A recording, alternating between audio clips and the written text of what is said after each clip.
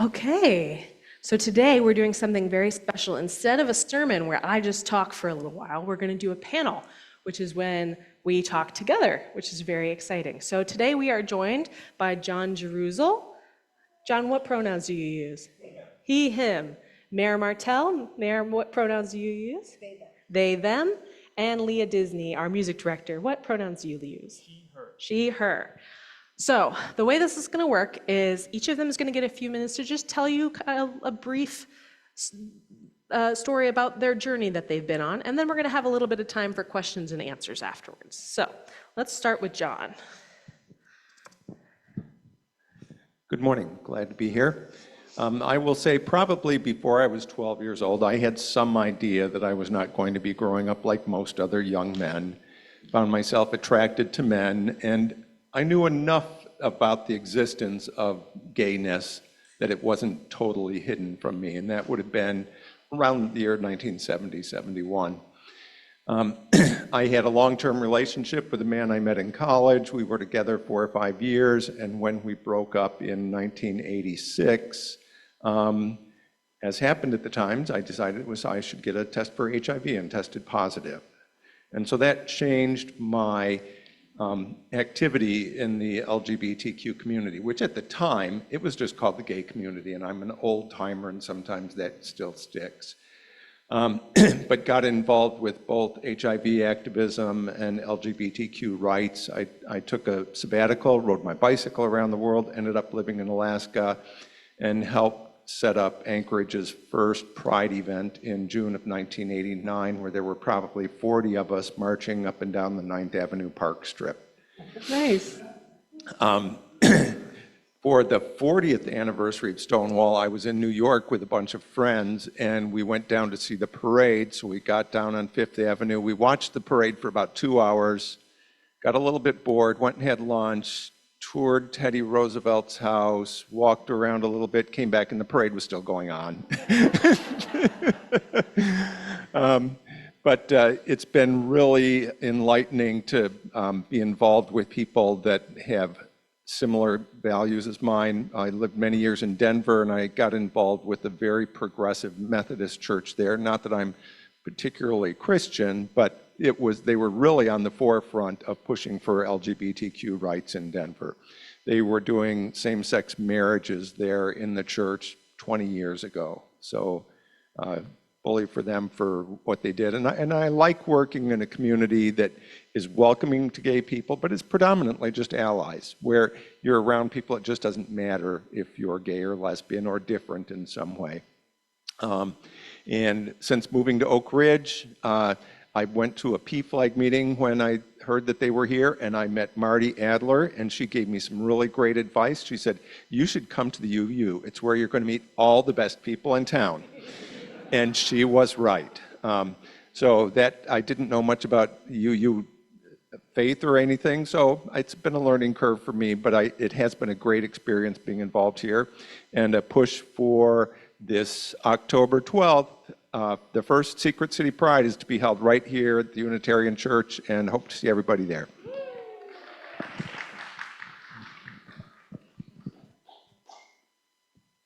Boy, you're a tough act. My name is Mayor Martell, and I'm going to take you back a little bit in time. We're going to go to 1978, and I was in the 6th grade, and we had a student teacher in the class. We had just taken what they called sex ed, and I was very upset. I was upset because they said, you're either a boy or you're a girl. And I know that is not accurate. So I told my student teacher, who had a Dorothy Hamill haircut, I told her I was not a girl. And she said, well, what do you mean by that? And I said, well, I'm not a girl, but I'm not a boy either. And I don't know. And, oh no, you'll be fine. Just give it some time. You'll get used to it. You will find that. And I didn't.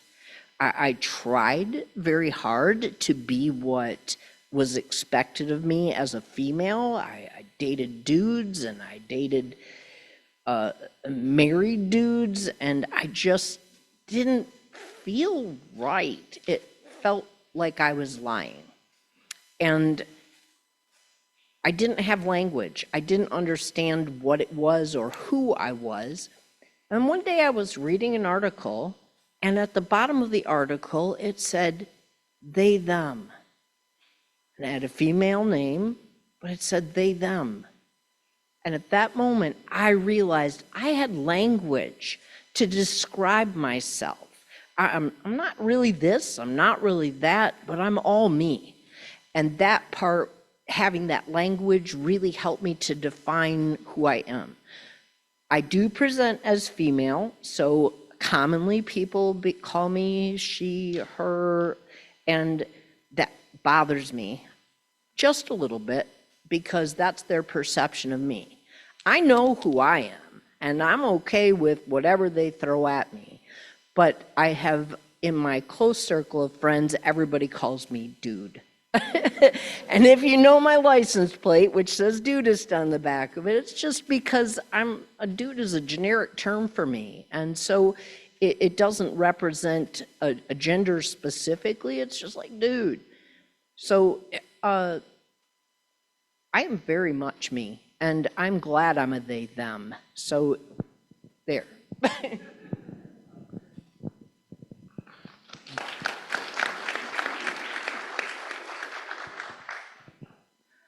Hey everyone, I'm Leah Disney, and I suppose for me it has been a journey later in my life of putting together some pieces of things that now make sense about my childhood, but for me it mostly came together in my 30s, where I was pursuing some things in terms of physical nature, like really like exercising a whole lot. And I could pass all of the quadrants of the Marine physical fitness test, past the bare minimum, past the minimum. And I was in my 30s, and I could have gone through the Marine physical fitness standards totally fine. I could deadlift 3 times my own body weight. I could bench press double my body weight, and I wasn't satisfied. And it was getting to a point where it was getting a little bit obsessive. And I started to ask myself, just kind of where I was examining the situation, where I was like, hold on, why am I not satisfied? At what point can this be satisfactory? And if I can do all these things, if I can run 8 miles and then just, and then go to work, and like it's not even a thing, and I can bench press like 300 pounds, and it's not even a thing, and I'm not happy, what's going to be the thing here that makes me satisfied? And I can remember very clearly, like going over and over in my head, what is the issue here? And I was walking on a trail with my wife, and I remember I looked up at her, because she is considerably taller than me, and I looked up at her and I said, I think there is something inherently feminine within me, and I want to start unpacking that. And in every step, it was just from there, it was a deconstruction. And everything that I let go, facial hair, types of shirts, got rid of my polo shirts. Everything that I let go, it was a relief. Getting rid of the facial hair was a relief. Getting rid of the polo shirts was a relief. Getting rid of my ties was a relief. And it just led me to where I am. And it just felt right. And it was the answer. And that's pretty much the journey. It was just kind of I've compared it to it as a very musical metaphor or analogy. It felt like there was a chord stacked up, but like way down in the basement, way down in the bass. There was a note that was wrong. And I was just like looking for that note, like which notes, where's that note? Where's that note that's wrong? And no matter how I fiddled with the other notes above it, no matter how I tried to adjust all those other notes, I couldn't make the chord right. But then when I finally found that one thing and was like, oh, no, that's an F sharp, and fixed it, everything clicked. And I'm like, oh, now this chord works. And that's how it's been for me.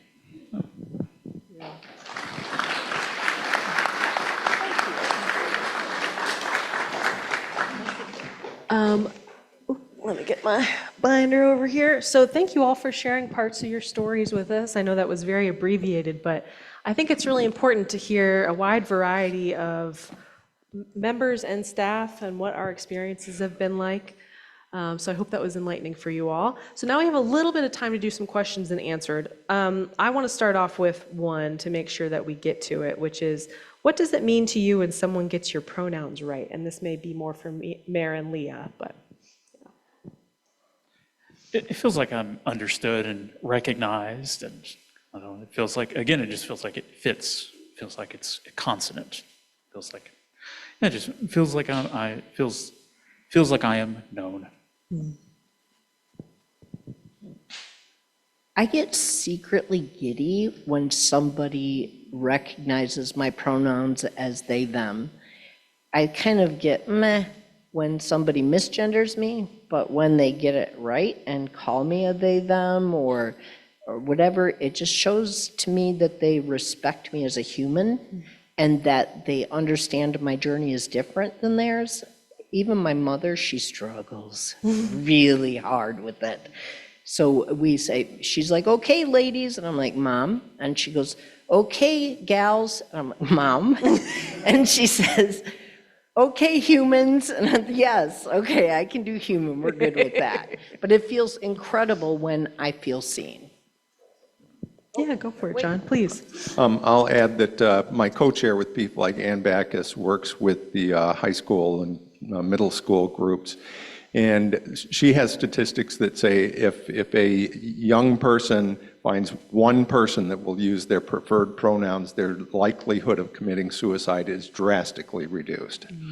Yeah, thank you. Thanks for sharing that. You can hold on to that. So now we can take some questions from y'all, if you have any. I encourage you to come from a place of curiosity, but we feel pretty comfortable fielding whatever you've got to throw at us. So does anybody have any questions?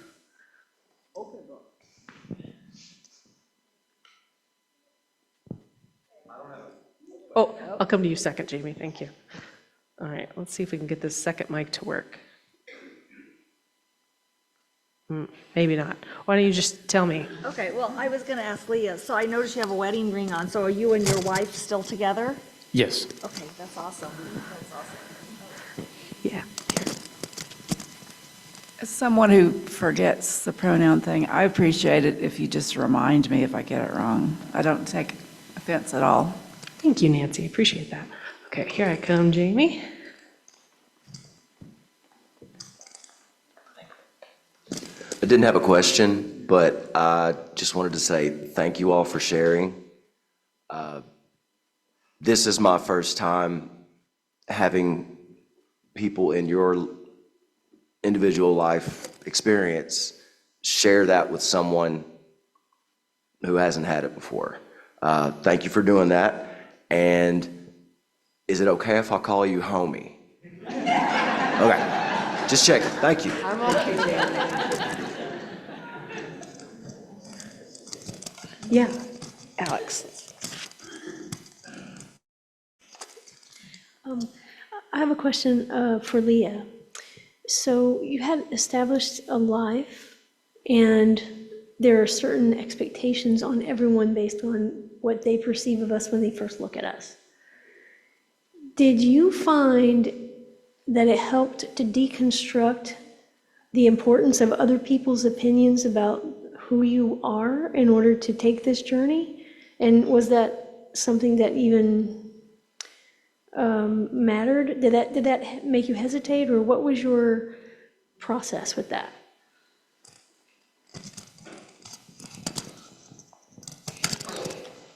I did have a little bit of a process.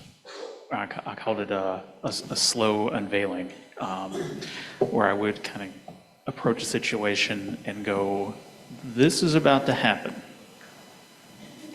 When I come into work in 2 weeks, I remember at Walter State, I was working at Walter State.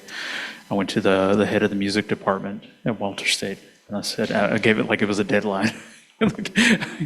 In 2 weeks, Amber, I will walk in and I will be wearing a dress. And that's how it's going to be from that point onward. Do we need to talk about that right now?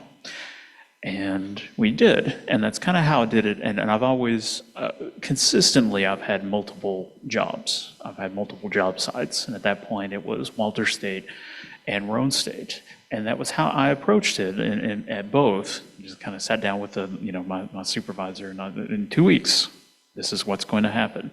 What conversations do we need to have? That's how I approached it with my professional life. I didn't give it like an option. I wasn't like, is it okay if I do this? I was like, this is going to happen. Here's your timeline. Here's the countdown. 5, 4, 3. Let's brace for impact together, because we both are going to have to deal with what happens. But here we go. We're in it together. Okay, ready?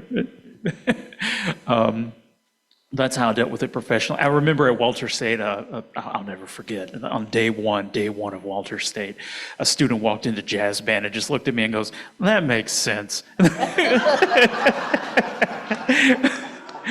The best.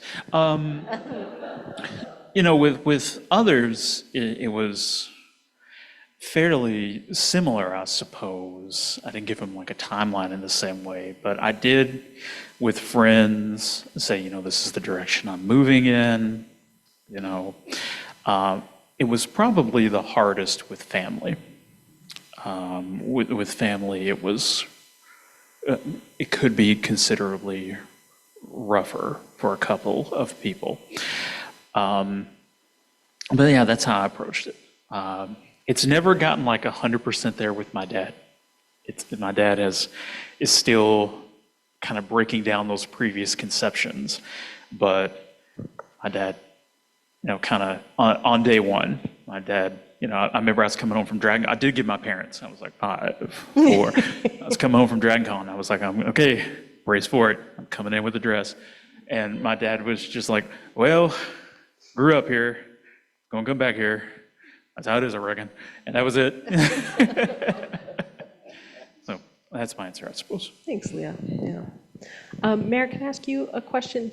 What term do you use? Like, do you call yourself non-binary, or I don't know, anything like that? I've been asked that question before, and I didn't really know how to answer that. But non-binary would probably be the closest that I would be. I've been asked if queer is okay regarding me, and I personally do not feel comfortable with that because I don't feel that it represents who I am. But, yeah. Thank you. Yeah. And one more question for y'all. I think we've got time for, one more, maybe a big question. So we saw in the maybe early 2010s, things were going pretty good for the rainbow community, and now things have maybe shifted. There's been a little bit of a backlash. So I'm curious, what has this current political climate, how has this affected you? Well, I'll start by saying in 2009, when I went to the 40th Stonewall New York Gay Pride event, we had just elected an African-American president. Things were like really at a high. And then my husband and I moved here in 2016 when we were moving from blue city in a blue state to the deep South or Bible Belt South. And we were ready to elect our first female president and feeling really good about the world. And then that November, it all changed.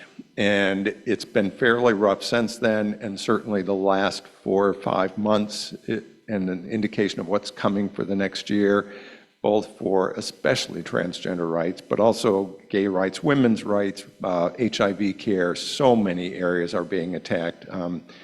when we get out of this, it's going to be a long cleanup job.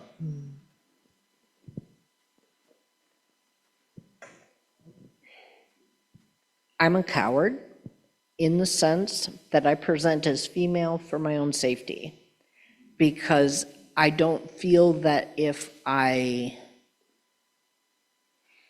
changed my appearance or if I changed, I just don't feel like I would be safe. And I know, I'm totally feel you. So I kind of stick with what I feel most comfortable with, even though I really am a blue jeans, t-shirts kind of person.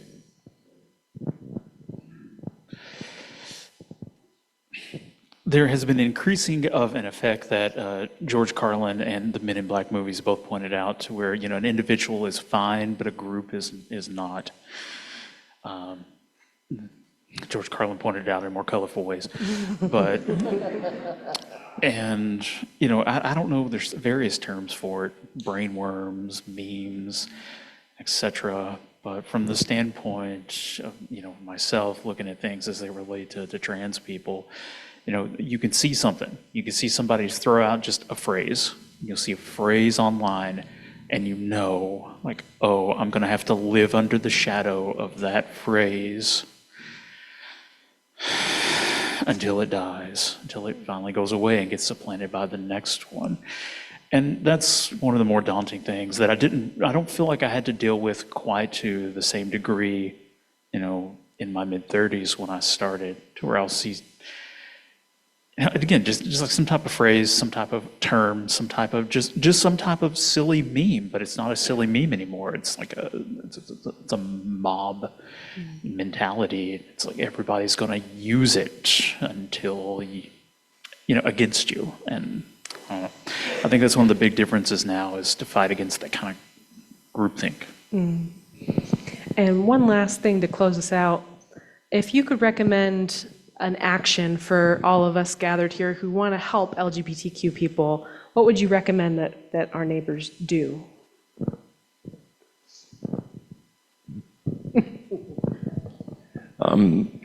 I'm certainly an advocate for LGBTQ people really do need to come out to the extent that they safely can, to families, to friends, to coworkers.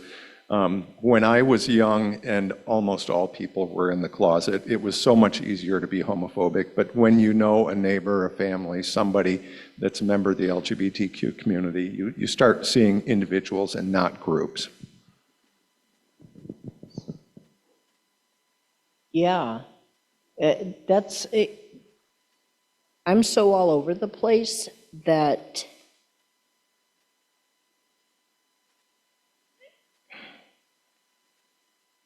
I don't know how to answer that. That's okay. It's okay.